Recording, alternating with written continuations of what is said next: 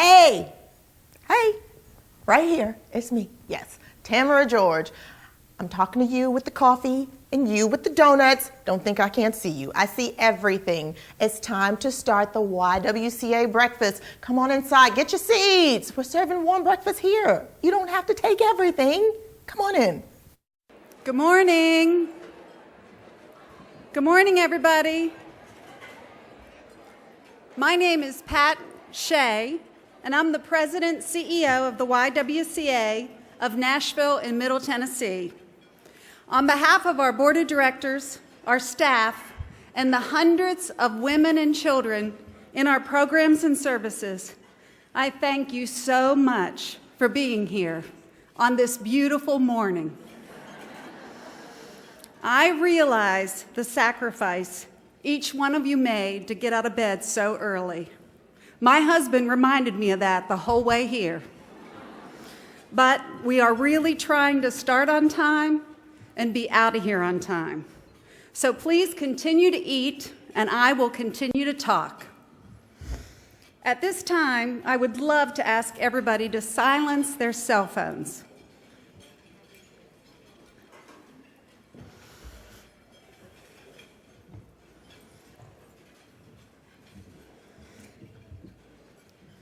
I have been asked by many people, what is this breakfast about?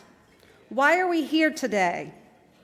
Very simply, we want you to know about the work we do so that you may join us or stay with us. And most importantly, we want you to meet the women and children we serve every day with your help and hear about their lives. This morning, you will see the work of the YWCA through the eyes of people who have asked for help in bringing change into their lives. As we listen to the stories today of women who've been touched by the YW, you may find their stories difficult to hear. Yet at the same time, their determination to make critical life changes is truly inspirational to everyone. At the end of this time together, you'll have a chance to help us keep this life-changing work of the YW moving forward by making a financial contribution. Your financial support is critically needed during these demanding times. But we also want you to think about personally becoming involved. Nothing is more valuable to the YWCA than a fabulous volunteer. So let's begin. For our invocation today, please join me in welcoming two incredible women from different generations, with one passionate commitment bringing them together. They both love helping women and children. With the wisdom of 94 years to guide her ever globe-trotting life, Mrs. Susie Mae McClure lists the YW as one of her greatest loves of her life. Recognized by the YW as a woman of achievement for her long list of community work and contributions to the lives of others, Mrs. McClure represents all that is powerful about serving other people. This morning, Susie will be joined by another outstanding woman, Erica Dunlap, who went on from being the first African-American woman to be crowned Miss Florida to being named Miss America in 2003. And as you may remember, she was a contestant on The Amazing Race just this past year. Together, Susie McClure and Erica Dunlap will lead us in this morning's invocation.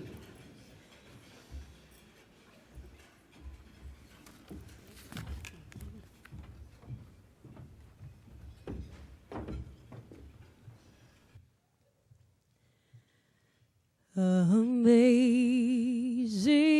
grace, how sweet the sound that saved a wretch like me. I was lost, but now, oh, I'm found. Was blind, but now I see. We give thanks for seeing women and children in safe, healthy, happy homes. 'Twas grace that taught my heart to fear, and grace my fears relieved. How precious did that grace appear the hour I first believe. We give thanks for women and children who no longer live in fear. We give thanks for all who help them to live lives full of joy and grace. Through many dangers, toils, and snares, I have already come.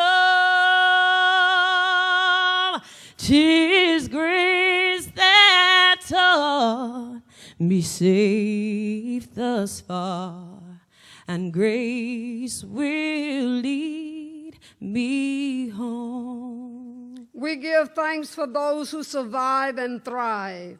We lift up all of those who are in danger of any kind in their lives. Yea, when this flesh and heart shall fail, and mortal life shall cease, I shall possess within the veil a life of joy and peace. We give thanks for lives of joy and the peace which comes from helping and loving others. Will all of you join us as we sing Amazing Grace? Oh, amazing grace, how sweet the sound that saved a wretch like me. I once was lost, but now I'm found. Was blind, but now I see.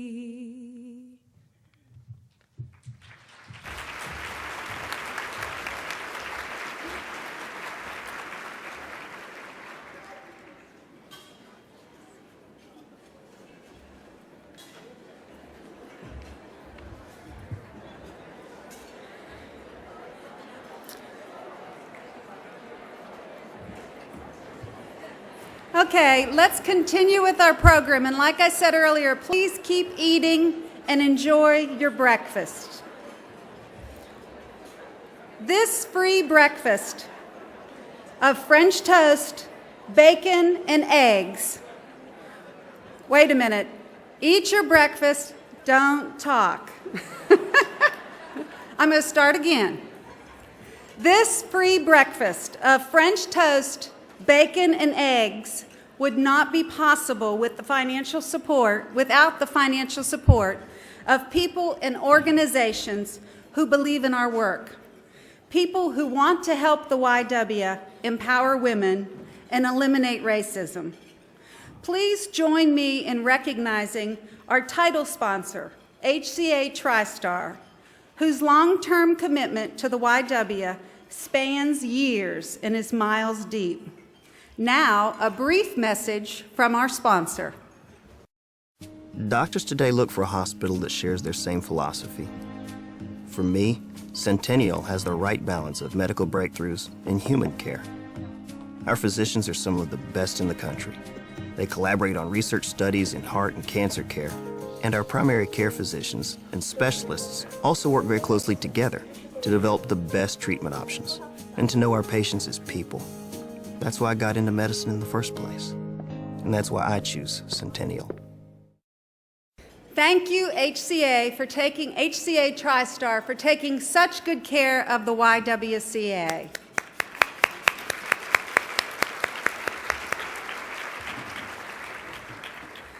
I also want to recognize two other wonderful financial sponsors of this breakfast, the Women of Waller from the law firm Waller, Lansden, Dorchin, Davis.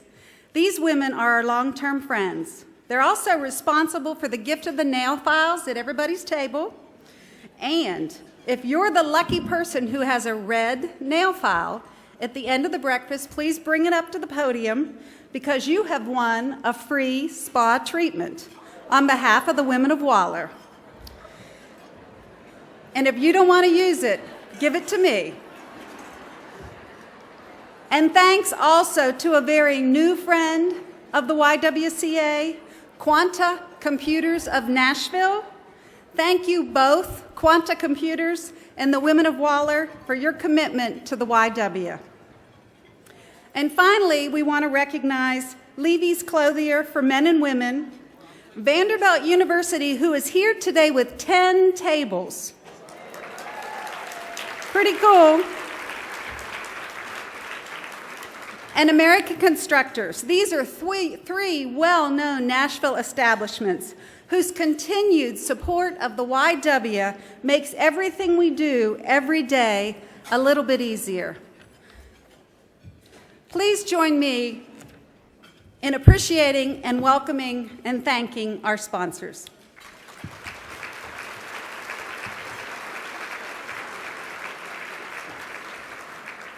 At this time, I'd like to recognize our breakfast co-chairs. Joanne Etten, Administrator, COO of the Women's Hospital at Centennial Medical Center, and Beverly Hedrick, Partner in Cleveland Consulting Group. Joanne and Beverly, would you please stand?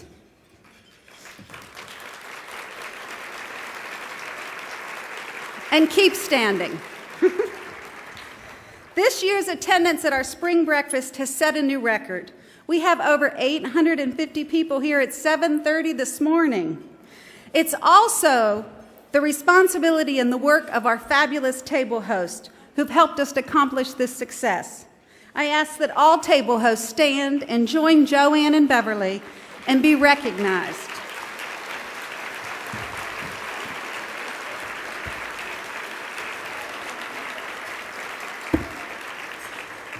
Thank you very much. In the middle of each table is a copy of our new book, Today I Am. It looks like this. Please, table hosts, accept this gift as a small token of our appreciation for your hard work and today's success. If anyone else is interested in getting a copy of the book, there will be more information available at the end of the breakfast, as well as an opportunity to speak to the women whose stories are highlighted in that book. And finally, let me ask all YW board members and YW staff to stand.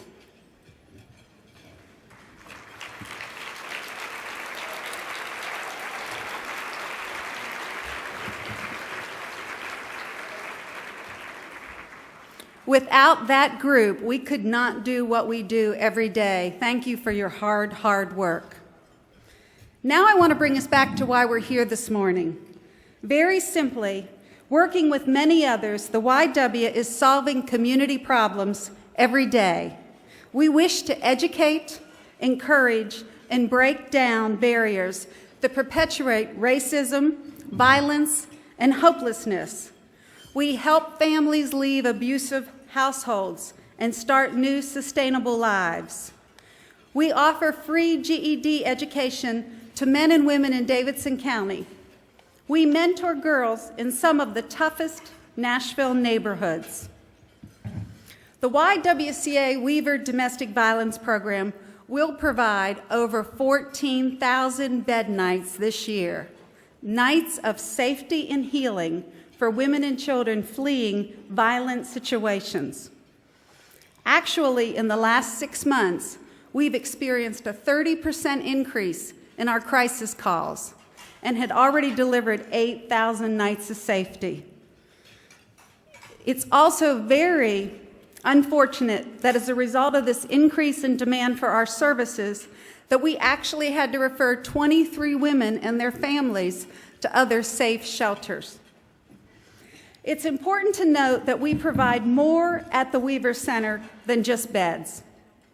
We offer a full range of services, including therapeutic and addictions counseling, education and employment services, and case management. We also feed, clothe, and provide transportation for a number of families. Our transitional housing story is a new one, and one that I'm very happy to tell you about. We have successfully completed our first year providing transitional housing to 10 women and their children who had already completed the 90-day program at the Weaver Center. This program provides rental assistance, access to support groups, and counseling, and case management services as needed for 12 months. In return, the women in our transitional housing program must remain drug-free. They must be employed or in school, and their children have to be in school. Additionally, while in transitional housing, we encourage our women to save 30% of their pay into a savings account, which is available to them at the end of the transitional housing year. Today, all our transitional housing families are doing really well. And as we begin this program for a second year, we're really grateful that we've had the opportunity to expand the program with 7 more units, giving us a total of 17 transitional housing units available to women and children leaving our shelter. Now, please join me for our first story. TJ Jackson is a graduate of the Weaver Center and currently a resident in our transitional housing program. TJ, please join me in offering TJ a very warm welcome. You're going to be great. Yes. Good morning. My name is TJ. Growing up, I was taught that relationships involve hitting. I watched my mother get hit by my stepfather, my sister get hit by her boyfriend. I began to believe that if a person did not hit you or leave a mark on you, they didn't care about you. To me, that was love. I met my boyfriend through a friend. In the beginning, the relationship was lovely. He would bring me flowers and take me out to nice dinners and on little trips. For the first time, I felt like I had someone who would do nice things for me and take care of me. I thought I had really found someone to spend my life with. After a year, the relationship began to change. He became very controlling. He even bought me a cell phone so he could check up on me. If I didn't answer, I would be in trouble. It didn't matter if he was drunk or sober. If I looked at him a certain way, I always got smacked. My 17-year-old daughter would try to stay with her friends and never wanted to come home. She wasn't able to bring her friends home. Thankfully, he never hit her. 1 year after the abuse began, I came to a point where I thought he would either kill me, seriously injure me, or hurt my daughter. I knew it was time to leave despite my fears of starting over and leaving someone I loved. I spoke with my daughter about the plan. With her support, I made a life-changing phone call to the YWCA Crisis Hotline. The staff told me that I would be safe place for me and my daughter to stay. I would get the help I need to start over. I deleted all phone calls, records, and burned papers. So I deleted phone calls, records, and burnt papers, and I wrote information on covering my tracks so he would not find me. I arrived at the YWCA Weaver Domestic Center for the first time. In a long time, I felt really safe. When I first arrived, I stayed in my room. I kept blankets over my windows. I woke up scared practically every night. Thank God I had the staff downstairs to talk to. I was very depressed. After several days, my daughter encouraged me to get up and get it moving. With this encouragement and the support of the staff, I was able to find 2 jobs fairly quickly. During my time at the Weaver Center, I realized that the abuse was not something I caused. It was not my fault. I learned to deal with this part of my life and let go of the relationship I was in. I began to feel better about myself. My daughter also getting support, worked through her experience. I could tell she was happier. She always looked forward to the teen group meetings each week. She liked getting to know the teens who were dealing with the same things. We both learned the importance of talking about what was going on at home and asking for help. After being in the shelter for several weeks, my case manager helped me to apply for the YWCA Transitional Housing Program. I was at work when I got the phone call I had been expecting. I was so excited I cried and jumped. They really thought I was crazy at work. I moved into my own home last August. The program helped me with utilities, deposit, and provide furnishing. But most of all, it pays my rent for a year. I am required to be employed, save money, attend a monthly support group, and meet regularly with my case manager. I also know that I can call her for support if something comes up. I was nervous when I first moved in my home. I would often look out of my windows to make sure no one was there. Now I can say with confidence I feel safe and comfortable. Today I am happy. I feel good about myself.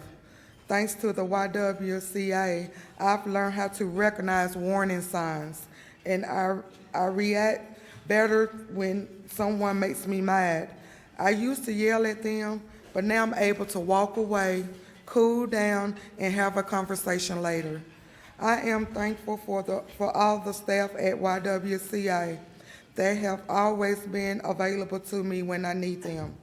I am working as a waitress and plan to start classes in April. I want to be a certified nurse technician.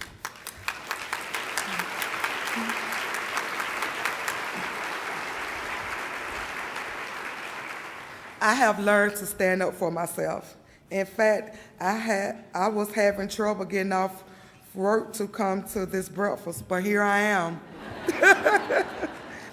I have a strong support system through my job and through my friends.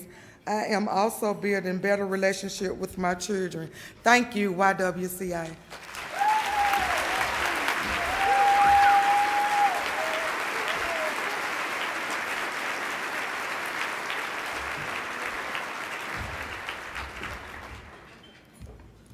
Try to give the wait staff a few more minutes to finish serving everybody. That'd be great. That was fabulous, TJ. She is an amazing woman, and as you can imagine, standing up here telling your story in front of 800 great, wonderful people is really difficult. So I appreciate your warm welcome in response to her talk. Another program of the YWCA is our youth services, which began as a desire to help middle school girls facing life-changing decisions every day. To meet their needs, we incorporated into the YW the Girls Inc. program. Girls Inc. at the YW is dedicated to inspiring all girls to be strong, smart, and bold. It provides vital educational services to millions of American girls, in particular those in high-risk, underserved areas. Today's innovative programming helps girls confront subtle social issues, and messages about their value and potential, and prepares them to lead a successful life. Girls Inc. serves 180 girls in 3 of Nashville's middle schools, Jerry Baxter, Brick Church Pike, and West End Middle. We also offer a summer program at Harmon Park Community Center. Meeting during the day, our girls choose to attend Girls Inc., and learn and work together in making healthy, strong, and beneficial decisions at a very tough time in their lives. Next, please welcome Tiandria Lyons. Tiandria is a 6th grader from Jerry Baxter Middle, and I told her this would be one of the nicest audiences she ever encountered. She's one of the 51 students we work with. Tiandria, please join me.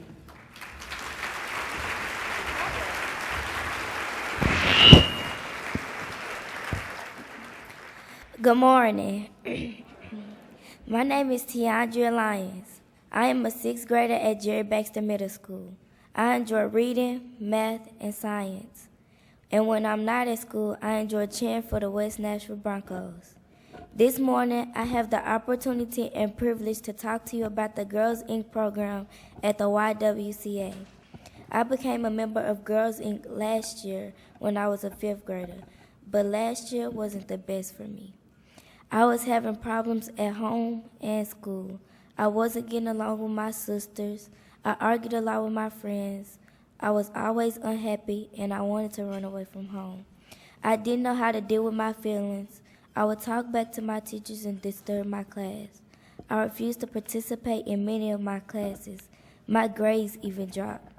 I started off making A's and B's and ended with C's and D's. I was angry. Although last year was a very unhappy time for me, I could always count on Girls Inc. to cheer me up and make me feel better about myself. In Girls Inc., I learned that it is okay to express my feelings. I also learned how to respect others and make better choices. I never missed a day of Girls Inc. Last year, during the last week of school, I was given an envelope with my name on it. Inside was one of the greatest surprises. I was selected as one of the 9 girls to attend an all-expense-paid trip to Atlanta, Georgia. This trip was the best. We went to Georgia Aquarium where I was able to touch a stingray and a baby shark. We also visited the World of Coca-Cola. At the World of Coca-Cola, we sampled over 60 different kinds of soft drinks from all over the world. Some were good, others were not. We even tried sushi. I wish I could go back every year. This year, as a 6th grader, is great. My grades have improved. I stopped arguing with my friends, and best of all, I have a new attitude. I am happier, smiling more, and sharing my feelings with my mom. Also, I'm still excited to attend Girls Inc. every week. Girls Inc. is still a place where I can express my feelings and talk about anything that's on my mind. In Girls Inc., you could talk about anything that you don't feel comfortable talking about with anyone else. I've learned how to say no to negative peer pressure, how important it is to have goals and values, and how to dress when you go to different places. Don't you just love my outfit? Most of all,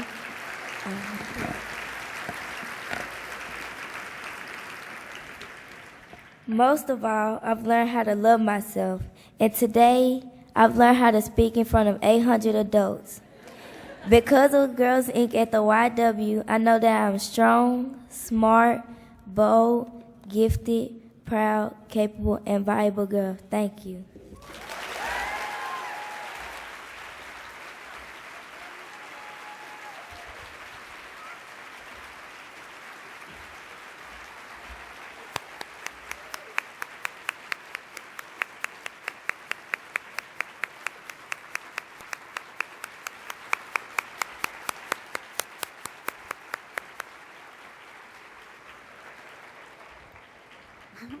I hate following her. Thank you, Tiandria. You were amazing. What a wonderful young woman, and we are so excited that she continues to take part in our Girls Inc. program. Next, we're going to hear from Stephanie Hardy. Stephanie is currently a participant in our weekly domestic violence support groups. Like all our speakers, Stephanie has a story to tell, so let's welcome her. Please join me in welcoming Stephanie Hardy.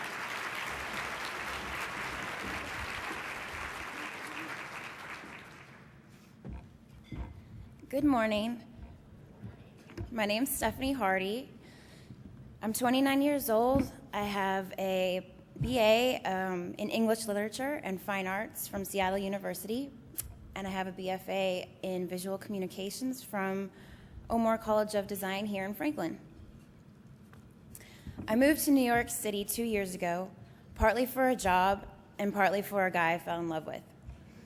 I met Eric through a mutual friend on a job scouting trip in New York. We dated long distance for quite a while before I decided to permanently relocate to New York City. As soon as I moved there, I realized he had a short fuse. His fury was fast and impenetrable. Oftentimes, I had no idea what sparked such hateful outbursts. In the beginning, the arguments would be once every few months, but as time went on, they became more frequent. I now know that I ignored some serious red flags right from the beginning. When the economy crashed in 2008, it seemed as if many aspects of my life began to quickly follow in a downward spiral. Being unemployed in the most expensive city in America was pretty much the last thing I ever expected or planned on. Almost immediately, my life began to revolve around my boyfriend. From the outside, it looked like a fairy tale relationship. It was every girl's dream, or so it seemed. I did not have many friends of my own in New York. Eric would tell me, matter of fact, that I didn't need any because I had him.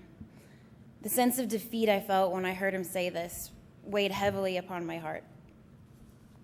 After a year, I thought things would be better, but the sudden death of Eric's brother in April 2009 had only added new and insurmountable stress to our lives. He was full of anger all the time. He had a hairpin trigger, as he liked to call it. Over the next 6 months, he destroyed me, both emotionally and verbally. He erupted nearly every single day and would drill into me that my life with him would involve walking on eggshells for a long time to come. Eric was a master at breaking me down and leaving me in despair. He really had me convinced that there was something wrong with me and that I was the problem and that I was the one that needed the help. Over time, I started cutting myself to cope. However, that quickly evolved into a constant contemplation of suicide. My desire to live was draining, and it was draining fast. In July of 2009, an argument unfolded that ended in physical abuse. My arms were covered in bruises from him grabbing me and throwing me out of his way. The next day, I packed my bags and I got on a plane home to Nashville.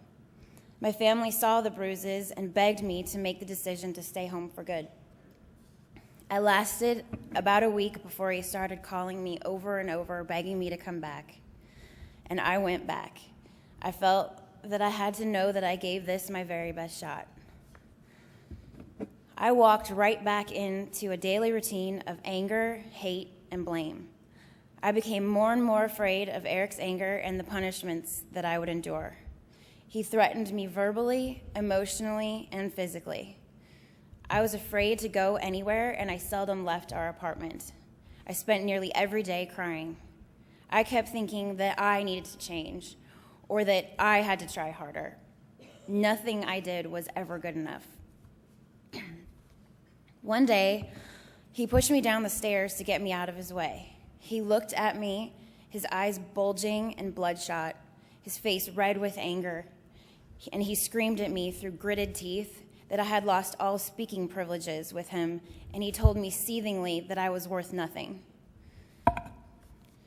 I picked myself up off those stairs, and I slowly began packing for Nashville.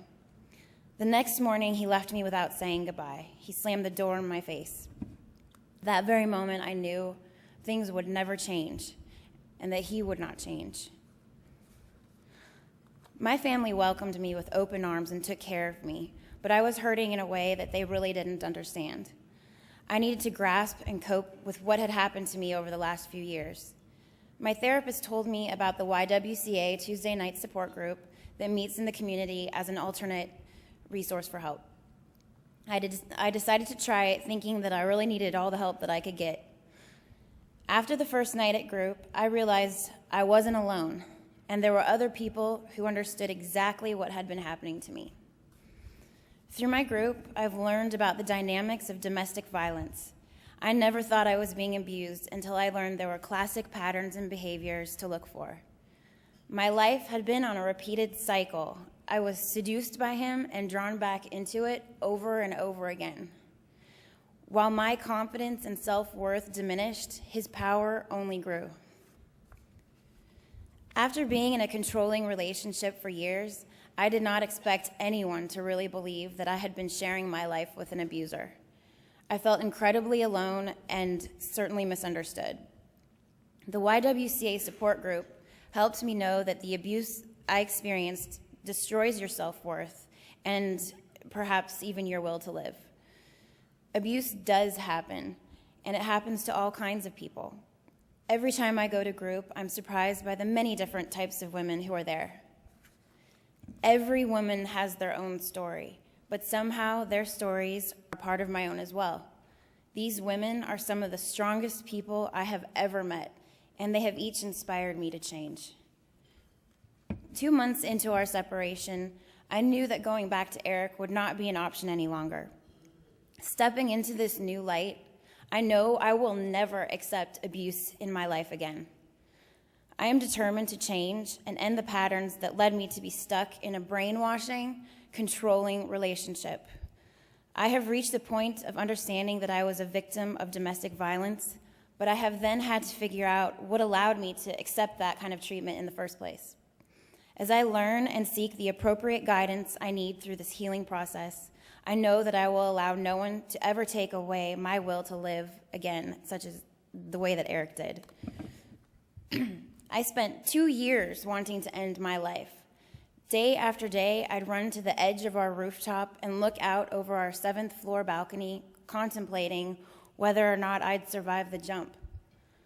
2 years were spent blaming myself for never being good enough, and I believed that I was a regular problem for the person that I loved so dearly. October 24th, 2009 was the day I packed my bags and left New York.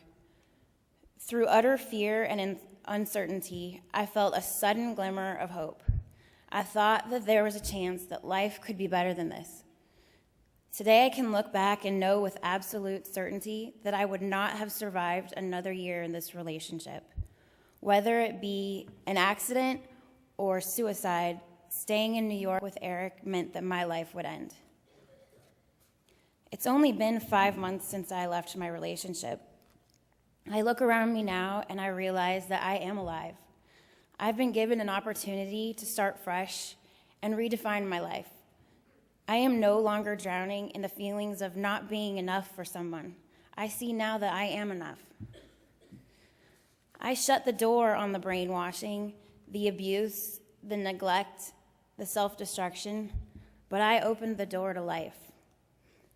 Thank you, YWCA, for helping me to gather the strength to shut the doors that needed to be closed and open the ones that are full of life.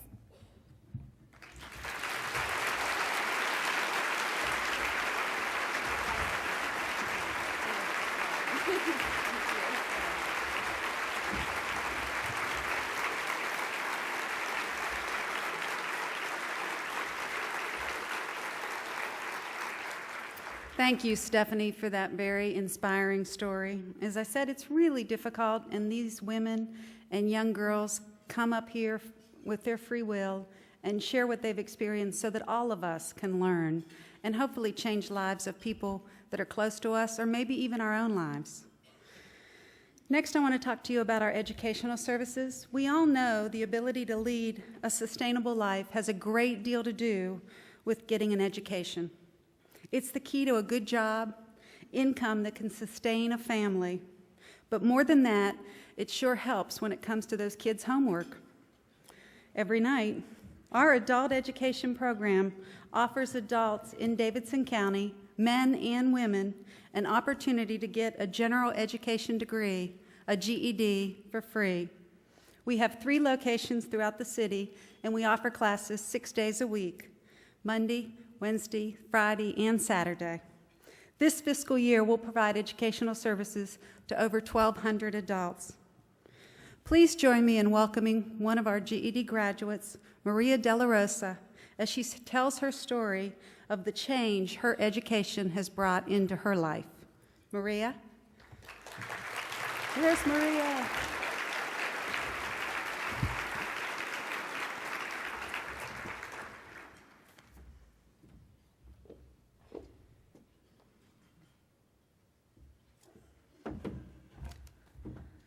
Good morning. My name is Maria De La Rosa. I came to the United States when I was 3 years old. I grew up and went to school in Nashville. At first, it was difficult because I didn't know the language, but it didn't take me long to become fully bilingual. I remember my mom always saying, "Please focus in school so you can have a different opportunity in life than the one I had." I wanted to make her happy, so I really focused. When I was in high school, I was an honor student.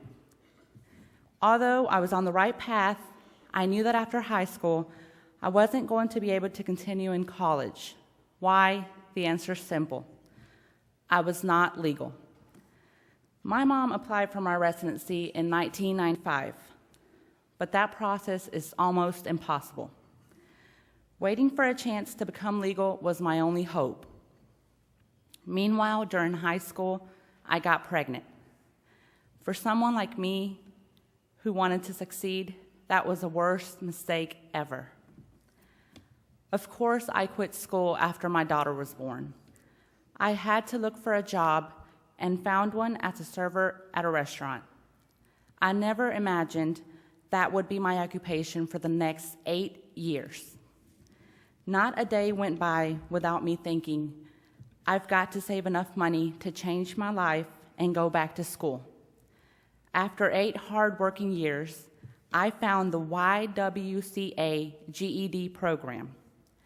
I called the YWCA and found out there was a waiting list for classes. 2 weeks later, Buffy, the program director, called and said, "Come in and take your enrollment test."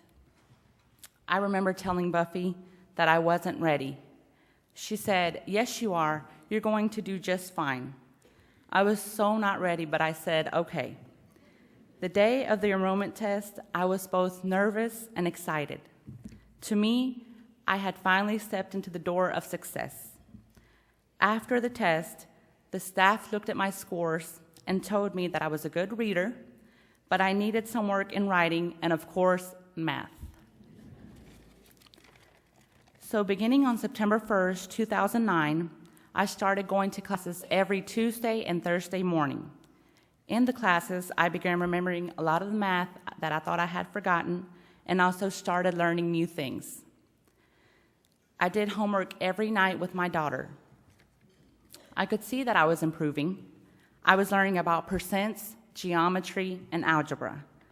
I especially enjoyed learning to write and sharing information about myself like I am doing this morning. I never missed a class, and that helped me learn a lot very quickly. My teacher, Miss Nancy, is the best teacher I have ever had. She made it so easy for me to understand everything we covered in class. Her patience and caring heart were the keys to my success. She says I did it, and I'm smart.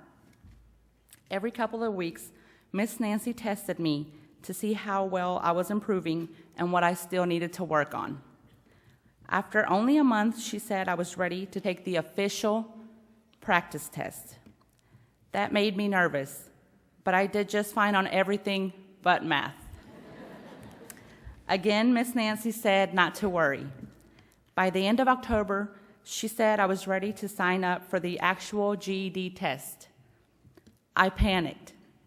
All I could say was, "It's too soon. I think I need more time."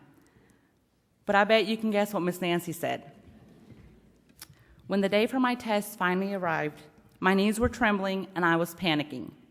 I, more than anyone, needed and wanted my GED. The test started. I felt pretty good about the first sections, but then on the essay part, I ran out of time. I thought my essay was the worst essay anybody could ever write. It took me days to forget and forgive myself for messing up on something so important to me. Waiting for my results was punishment. I didn't want to learn that I didn't pass the test. When I got my scores in the mail, I was more than excited. I did it. I passed.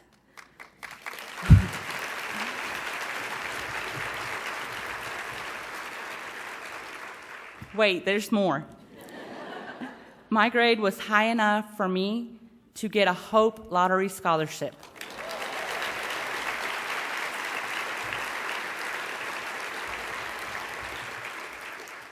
That essay must not have been so bad. I got a great grade on the writing part of the test. I am starting to realize how many opportunities are now open for me. This is just the beginning. Now people ask, what college would you like to go to? I still can't believe someone is asking me that question. I am so glad I never stopped believing that one day I could do it. I am going to take the ACT and will apply to colleges. I want to start in the fall. I want to work in the medical field. Helping people in need has always been something I enjoy doing. I think my bilingual skills will help me help others. Last but not least, I can't thank the YWCA enough for helping me. Thank you a billion, YWCA. You helped my dream come true. Thank you.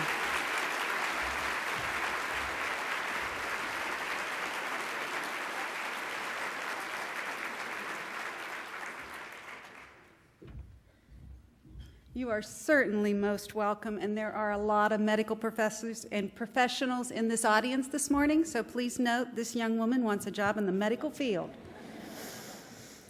The next person that I want to introduce, it would be hard to describe all that she has accomplished. So what we decided to do was let a picture tell 1,000 words.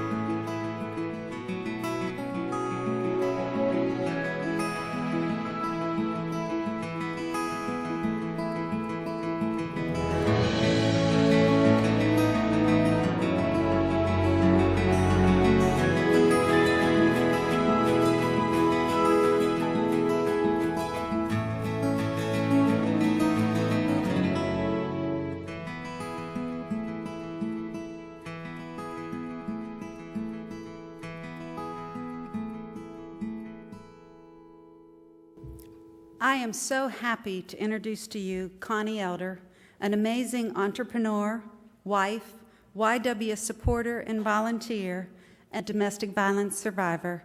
Please join me in welcoming Connie Elder.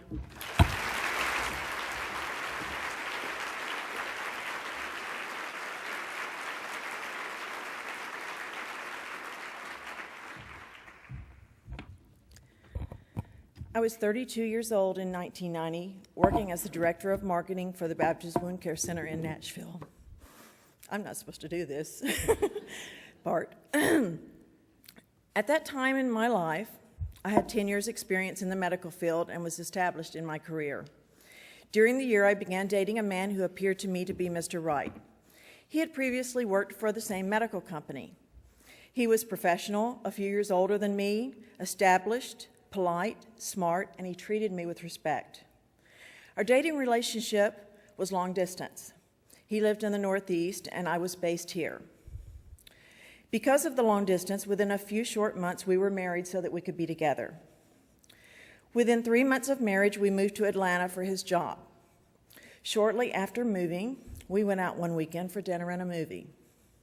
Some of you may remember the movie that we saw, Sleeping with the Enemy, by Julia Roberts. Not by Julia Roberts, but starring Julia Roberts, sorry. When I returned home that night, my heart was racing. I was living that movie. It was inside my house, and it was inside my marriage. At that time, we had been married for less than a year. Everything had to be perfect for him. There were 2 ways to do things around our home, his way and the wrong way. The yard had to be cut a certain way. The garage couldn't have anything in it except cars. The house had to be perfect. Clothes had to be sorted by color and facing the same direction in the closet. I was only allowed to put my purse in one place in the house. Towels had to be folded a certain way, and there was a price to pay if you didn't do it his way. Then the arguments. They started over something as simple as I ate the last Klondike bar.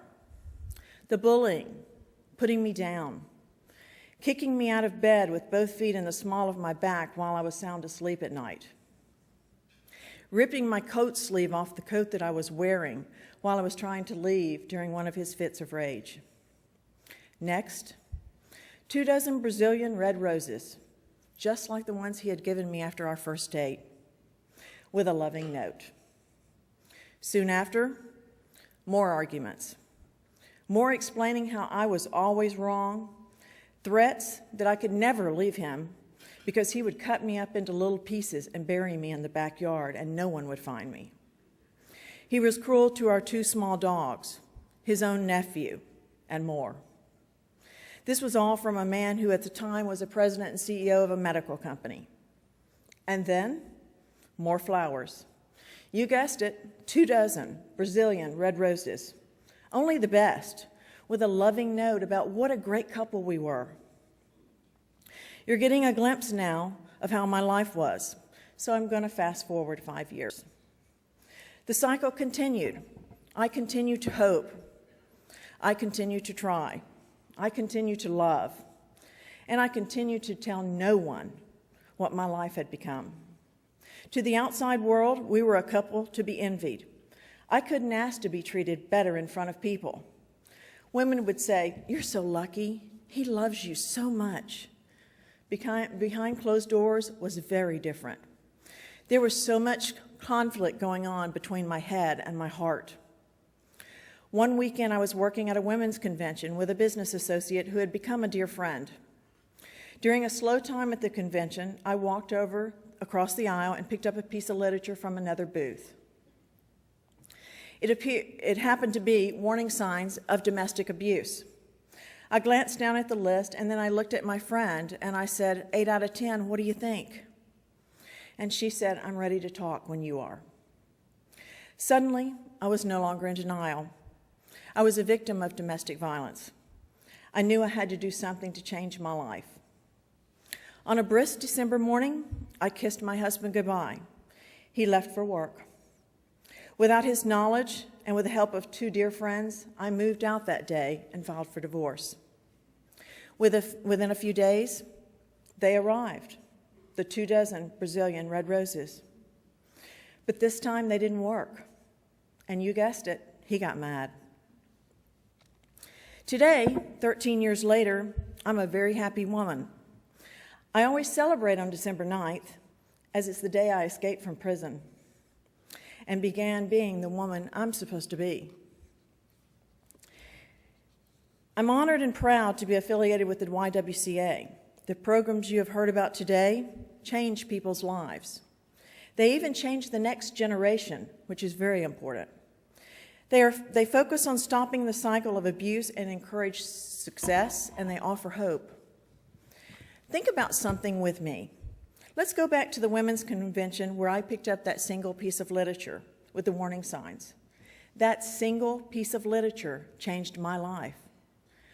Reading it was a turning point. I remember it like it was yesterday. Every day, the YWCA touches the lives of girls, women, and families. Before your table hosts pass out the envelopes for your donations today, think about which program touches you the most. Is it Girls Inc.? Is it the GED program? Or is it the domestic violence program here at the YWCA? Visualize for a moment a woman, a child, a girl, and your ability to change her life.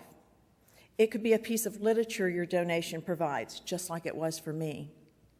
It could be a phone call from the domestic violence hotline helping someone in danger. It could be hope to have a better life, support and encouragement to follow a dream, and resources to make those dreams become reality. Today, you have had an opportunity to hear from people who changed their lives drastically because there's hope, help, and heart here at the YWCA.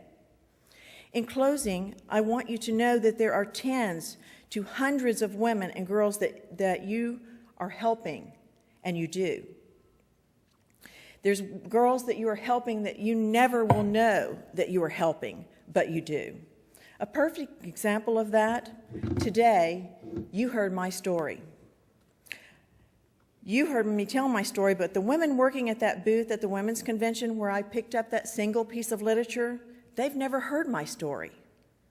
The people who donated to that organization and paid for their booth space have never heard my story. The person who donated the money to pay for the literature to be printed have never heard my story. But they changed my life forever. Please know that each and every one of you can make a difference in someone's life by joining the work of the YWCA in changing lives of thousands of women and children in your community. I ask you to join me in giving as much as you can to help in this work.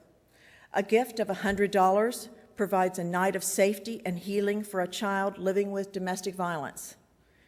If you give $500, you will help provide rent and utilities for a safe, fresh start for women and their children at the YWCA Transitional Housing Program. If you give $1,000 to Girls Inc., 100 girls will have books and tools to support their life-changing decisions. And if you give $250, you will provide testing, instruction, and training materials for an adult to prepare for her GED success.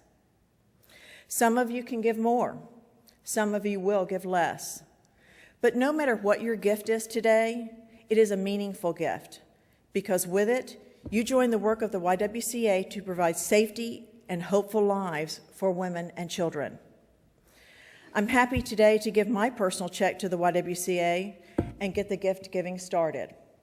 I ask you to join me in this vital work of the YWCA with your gift. Big or small, it's all needed, and it is so, so appreciated, more than many of you can even imagine. Thank you for being here this morning.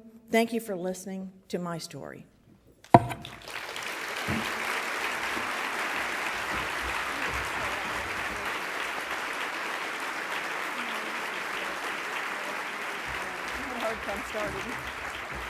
Will the table host please pass out the envelopes for us? Thank you. And also, will all our speakers from today please join me on the stage, as well as our chairs, Joanne and Beverly.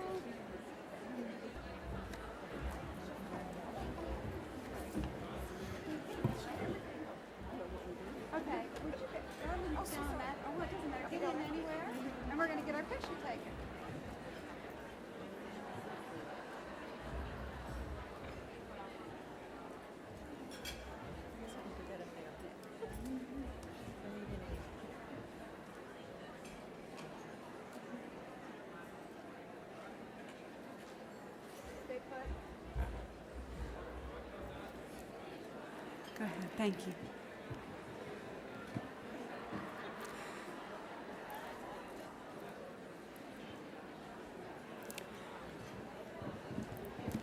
This is the close of our breakfast. Please leave your checks with your table host or leave them on the table. But I do ask you to look up for one more minute and help me thank our outstanding speakers and chairs this morning.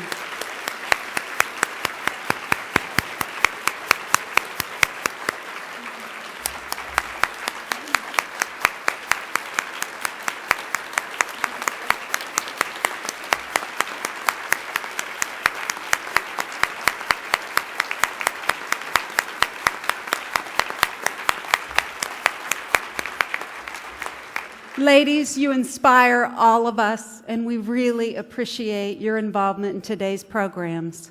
Everybody, we're trying to get you out on time. Have a great and joyous day. Be careful in the rain, and we'll see you next year. Thank you.